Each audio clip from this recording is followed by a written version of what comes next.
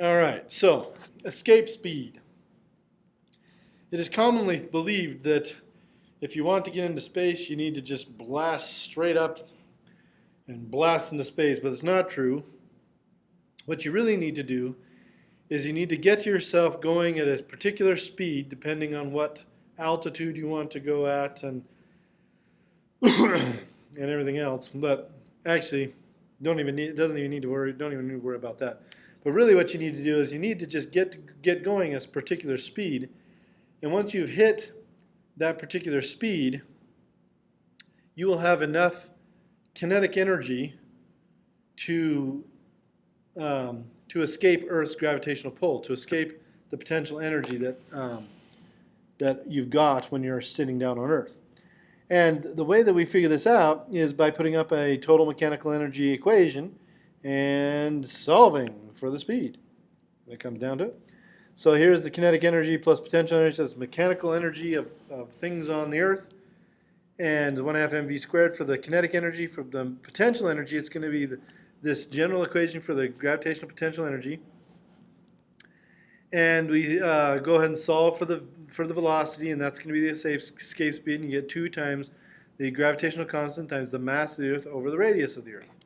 So all it really depends on is the mass of the planet and the radius of the planet. That's all it really takes to figure out what the escape speed is of different planets. Of course, if the mass of the planet is much bigger, it's going to be harder to escape it. If the radius of the planet is bigger, it's going to actually be easier to escape it. So it really comes down to density, mass divided by radius, or mass divided by volume, you could think of it as. It comes down to a density thing in the end. So the higher the density of the planet, the bigger, or the higher escape speed is necessary to get away from that energy that you've built up, potential energy that you have. So in Jules Verne's classic novel, they talk about Jules Verne a lot in this book. But in his classic novel, From the Earth to the Moon, a giant cannon dug into the Earth in Florida fired a spacecraft all the way to the Moon. Essentially, it has to reach that escape velocity. If the spacecraft leaves the cannon at escape speed, at what speed is it moving when it's 1.5 times 10 to the 5th kilometers from the center of the Earth? We want to neglect any friction effects, and then we want to find out what constant acceleration is needed to propel the spacecraft to escape speed through a cannon that is 1 kilometer long, like they said. So, first of all, we'll talk about the escape speed, right? No, we'll not talk about the escape speed. We'll actually talk about finding the speed at a distance of r equals 1.5 times 10 to the 5 kilometers. Well, it's going to be a conservation of energy problem. You're going to have an initial velocity that's going to calculate your initial kinetic energy. You're going to have an initial potential energy at the surface of the Earth. You're going to have a final potential energy our final kinetic energy, which is going to be the speed that we're looking for. And then you're going to have a final potential energy where you're going to use this r equals 1.5 times 10 to the 5th kilometers. That's at our height of that altitude. Actually, I'm looking for when it's, so it says when it is moving, how fast is it moving when it's 1.5 times 10 to the 5th kilometers from the center of the Earth. So this is actually the r in the equation. That's fine. It's not just the altitude. You have to be careful. If they say altitude, you have to add the radius of the Earth to it to get the actual distance between the two objects. But anyway, they end up canceling all the masses out in every part of this equation because it's all the same mass of whatever object it is that we're firing, whatever cannonball or spaceship. And they simplify it down to this, and they solve it for the final velocity and get everything else on the other side. And then they plug in all the numbers that we know. We do know the initial velocity. The initial velocity is 1.12 times 10 to the 4th meters per second because that is the escape velocity on the Earth. If you plug in the mass of the Earth and the radius of the Earth into the escape speed or the escape velocity equation, you will get that escape velocity. It's pretty fast. And then plus 2 times g times mass of the Earth, that's all put in here. And then 1 over r final, which is the 1.5 times 10 to the 8th. 1 over r of the Earth, radius of the Earth, that's where we started with, on the surface of the Earth, so it's 6.3 times 10 to the 6 meters. Final velocity at that point is 2.39 times 10 to the 3 meters per second. Notice that he slowed down. The escape speed, the initial velocity, was this one, 1.12 times 10 to the 4th meters per second.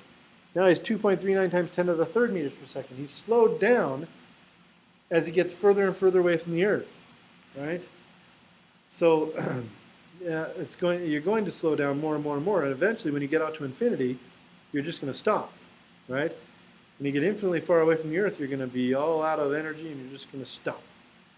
Then find the acceleration through this cannon bore, because now we know we know the initial velocity in the cannon is 0. The final velocity in the cannon is this escape velocity or escape speed from the Earth, and we know the distance that it travels through that cannon, which is 1 kilometer. So we go ahead and plug those numbers in. Here's our final velocity. That's the 1.12 times 10 to the 4th meters per second. We squared. Our initial velocity is 0 at the bottom of the cannon.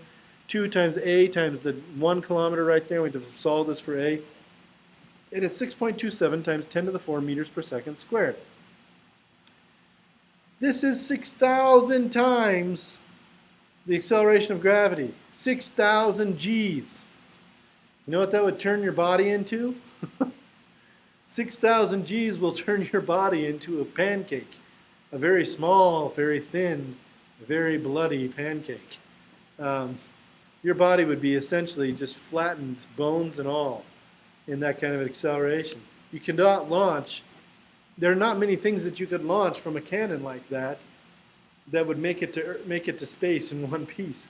You could put a tungsten projectile in there, or maybe a really hardened steel projectile, or maybe titanium could withstand it, but not many things could withstand it. Most things would be so deformed and crushed by that acceleration that it would just be worthless to put them in it. So what does that mean? That means you need to have a longer cannon, a much, much longer cannon, so that you have you're in the cannon for a much longer time and a much longer distance, and the acceleration can be much smaller for a longer period of time.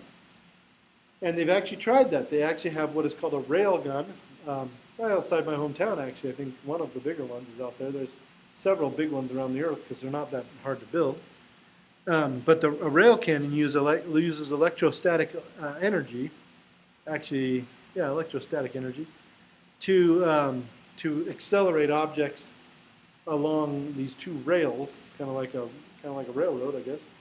And they've used those to launch things and see if they can get them going fast enough to leave the Earth. As far as I know, they've not been able to do it yet, but they can get them going pretty fast, to the point that they actually have considered using this technology to, in fact, they have done it, and I think they're using it on the newest aircraft carrier, but they're using it for weapons, essentially, and for launching aircraft off aircraft carriers now.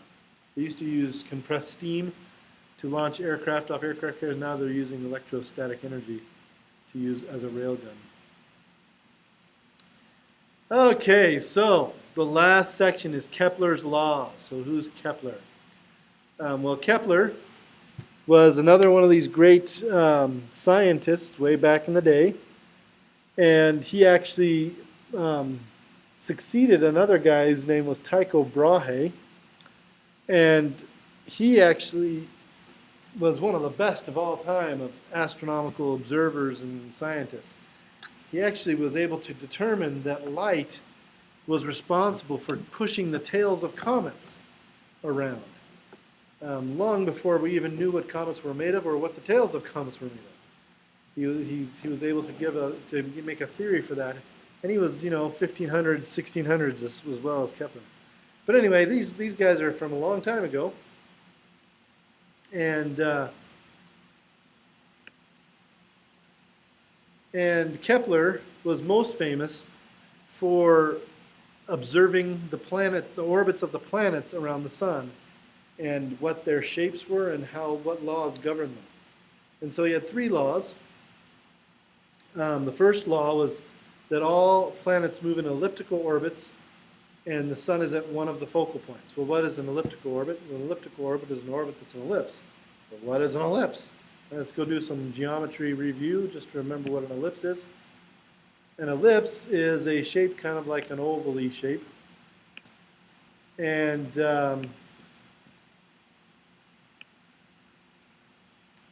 the ovally shape has this property that is kind of like, oh man, that's terrible, ovally shape.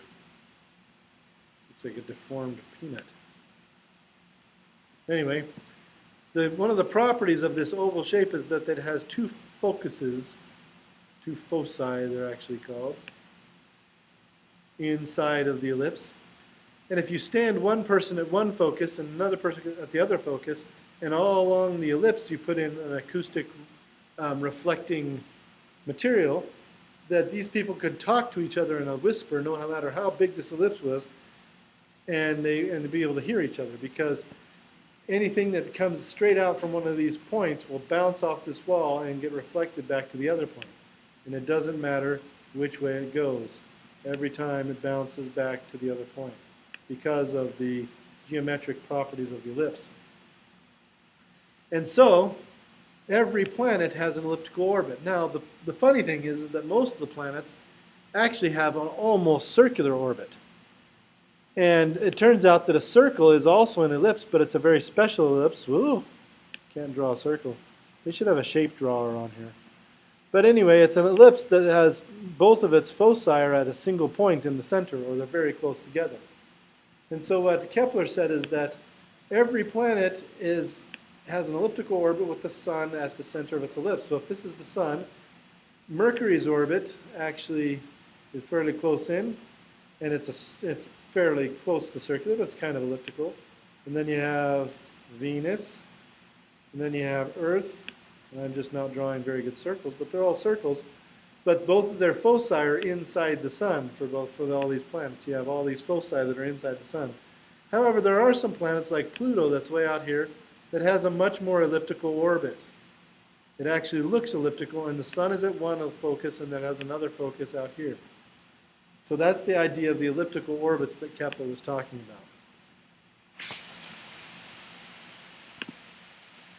The second law of Kepler is that a line drawn from the sun to any planet sweeps out equal areas in equal time intervals. So if you go and back to these, you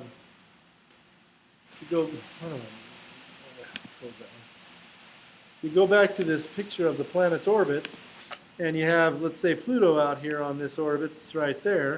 If we draw a line from Pluto to the sun, and then we watch Pluto for 5 months, and then later Pluto is here, it's swept out this area that's kind of this pie-shaped area right here. Oops, not a very good pie-shaped area. But that's a 5-month pie-shaped area. Now when it's over here on the close side of its orbit, in 5 months it'll actually sweep out a wider swath or a bigger angle, but it'll have an equal amount of area in this area here. This area will be equal to the first area for 5 months. Now Pluto's orbit takes a lot longer to sweep out 5 months, or sweeps out a much smaller area in 5 months than I'm showing you, but that's the second law, and that's actually a geometric law more than it is kind of a physics law, but it's all right, it works. And then the other one is the square of the orbit. So this is the third law of Kepler. The square of the orbital period of any planet is proportional to the cube of the average distance from the planet to the sun. And that law can actually be summed up quite easily with an equation. So let's take a look at that. So here's Kepler's second law in a picture. You have this swept out area of a planet going from point A to point B.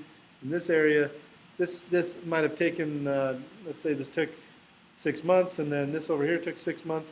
You say, how can that be 6 months? Well, because it's not the Earth, and it takes longer than that for these planets to get around the sun. But anyway, this 6-month area and this 6-month area, these two pi pieces have the same area, in other words. That's Kepler's second law. But Kepler's third law is this right here. That the period of the orbit, that's in other words the time that it takes the planet to get around the sun, is proportional to the radius of that orbit, r cubed. Okay? So it's the square of the period is proportional to the cube of the radius of the orbit. And the proportionality constant is 4 pi squared over the gravitational constant and the mass of the sun. So this equation right here is the one you got to pay attention to in a big way, because we're going to use it.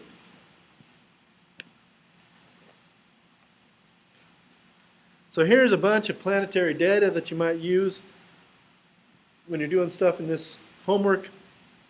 Mass of the different planets. Notice that they include Pluto, right? The radius of these different planets, the average radius of these different planets. The period, so how long it takes them to go around the sun. Notice that the Earth is 3.156 times 10 to the 7 seconds, which is 1 year and a quarter of a day, right? 365 and 1/4 days, approximately. However, Pluto, or Mercury, has a much smaller period, right? 7.6 times 10 to the 6. You know? We have Neptune, which is a much longer period, 5.2 times 10 to the 9, right? Then the distance to the sun, the mean distance to the sun, this is that r that's in that equation that we just saw. And then they actually give us t squared over r cubed times 10 to the minus 19. This actually gives us essentially the relative gravity on each of these planets. Not relative gravity, it gives us the relative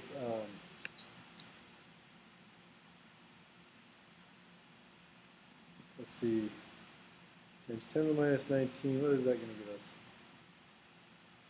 So this is the constant.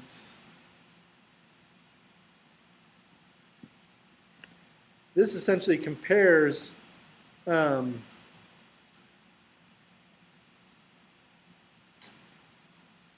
this is a comparison of the different periods relative to their distance from the Earth. That's what they're doing right here. So you can see here that if you compare relative distance from the sun with the periods of those planets, they're actually fairly close. This is 2.97 for Mercury, 2.99 for Venus, 2.97 for Earth. And they compare really, really well. In other words, what this is showing is that Kepler's law is actually very, very correct. It's a very good law. It's within, you know, a part in 100, a part in 300, a couple parts in 300. So anyway, that information you'll need to know, and also, excuse me, we need to know how to use that. So let's go ahead and do it. So we have a geosynchronous orbit and a telecommunications satellite. So we have a telecommunications satellite, and what they do, so these are like your telephone satellites and your cable TV satellites and things like this. The best thing to do for those satellites is to keep them in one place over the Earth so that you don't have to keep moving your antenna all the time, right? And so what they do is they use this law to figure out what distance from the Earth the satellite has to be so that its movement corresponds exactly with the rotation of the Earth. So you have to get the speed just right, you have to get the height of it just right, and it turns out it's a Kepler's law kind of thing. So we want essentially the period of the orbit of the satellite, which is this big T in the equation. We want that period to be equal to a single day, or whatever. So then we have to figure out how many seconds that is for a single day. And the period is going to be 86,400 seconds for a day, turns out. So that's geosynchronous orbit. So we plug in T equals 86,400 seconds into this equation, where G is just the 6.67 times 10 to the whatever it is, 10 to the minus 11. The mass of the Earth is going to replace the mass of the Sun, because this satellite is revolving around the Sun, not around the Earth, not the Sun. And then the R is the thing we want to calculate. The R is going to tell us how high this thing needs to be to have a geosynchronous orbit. Turns out it's 4.23 times 10 to the 7 meters, or 42 million meters above the center of the Earth. And then to find the orbital speed, the speed is going to be the distance that it has to travel divided by the time that it takes it to travel. And the time is the period. And the distance is the circumference of an orbit that has a radius of 4.23. So it's going to be 2 pi times r. So it's 2 pi times r over the period, and it's 3.08 times 10 to the 3rd meters per second. So now they know how high the satellite needs to get to, and they know the speed that it needs to be going tangential to the Earth when it gets there. And those are the things you need to know when you're launching a satellite, plain and simple. Now, in some problems, like in your homework, for example, they're going to say, they're going to talk about the period of a planet when it has a certain distance from the sun and whatever else. So you're going to talk about periods of planets. You're going to use this equation to compare periods of planets or to calculate periods of planets or distances of planets for a particular period. And so you can use this equation for satellites around the Earth or for planets around the sun. You just have to replace this mass down here with the correct mass. And that's all I have for you today. Let's take a look at the homework and see what we got there. So homework 7.5. So we've got 3 problems. And this first problem is going to be a gravitational force problem. We're using the universal gravitational equation. That's the force equals big G times mass 1 times mass 2 over the distance between the two masses squared. And they give you all the information you need to know here. You're going to calculate that. Here they have a satellite that has a particular mass. And here it's located at 2 million meters above the surface of the Earth. But realize that there's 6 million meters of Earth beneath the surface of the Earth and the center of the Earth. So you're going to have to add on the radius of the Earth. They have the radius of the Earth right up here. Radius of the Earth, mean radius of the Earth is 6 million meters, right? 6 times 10 to the 6. You got to add that on to your R in problem 2 to get that right. Same equation. I'm just about out of power. And then in part 3, after the sun exhausts its nuclear fuel, it may collapse to a white dwarf star. In this state, it would have approximately the same mass, but its radius would be equal to the radius of the Earth. And they want you to calculate the density, the surface free fall acceleration, which would be, again, that equation, the universal gravitational equation, the gravitational potential energy associated with an object at the surface of the white dwarf. So there's another use of that equation. So this entire assignment is just the universal gravitational force equation. Let's look at 7.6. 7.6, we have 2 problems, a tutorial exercise where a satellite's in orbit around the Earth. Now that one we just did an example, and that's great. And then they have a satellite of Mars, so this is essentially a little moon of Mars. And they tell you the orbital radius, and they want you to calculate the mass of Mars from the orbital radius and the orbital period. The orbital period is the big T in Kepler's third law equation, and the orbital radius is the little r in Kepler's third law equation. All you need to do is calculate the mass of Mars, which would be in the denominator of that equation. So those things are pretty straightforward, and we're done with chapter 7. Does anybody have any last questions before we call it a week? All right, well, I hope you have a great 4th of July. Enjoy your weekend, your